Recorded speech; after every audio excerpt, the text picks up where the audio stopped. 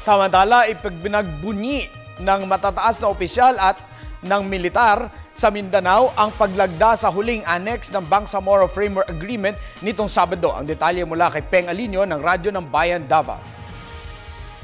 Mga civil society organizations at local government units o LGU sa Mindanao ay labis na nasiyahan sa pagpanday ng Government of the Philippines o GPH at Moro Islamic Liberation Front o MILF noong Sabado sa Annex on Normalization para sa pirmahan ng Comprehensive Agreement on the Bangsamoro o CAB.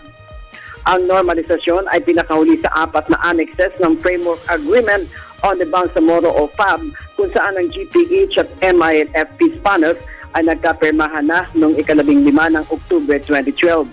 Ayon kay Patricia Sarenas, Chair ng Mindanao Coalition of Development NGOs MINCODE, na mga kasapi pang 12 pang networks ng mga non-government organizations o NGOs na ang kanyang grupo ay patuloy na susuporta sa susunod pang mga hakbang tungo sa paglikha sa Bangsamoro Agreement.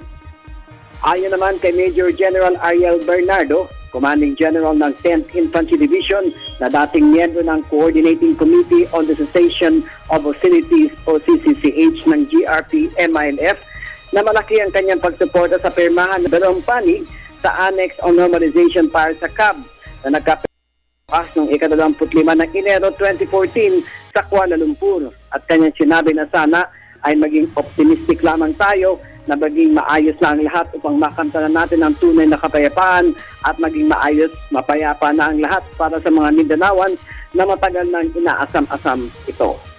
Samantalang tiniyak naman ito na patuloy silang tututok sa ibang military operations laban sa iba pang armadong grupo na may pagbabanta, at ang mahalagaan niya ay kanilang pangako na mananaig ang kapayapaan sa mga komunidad sa Mindanao. Para sa Telebisyon ng Bayan, Peng Alinio, Radyo ng Bayan, Davao.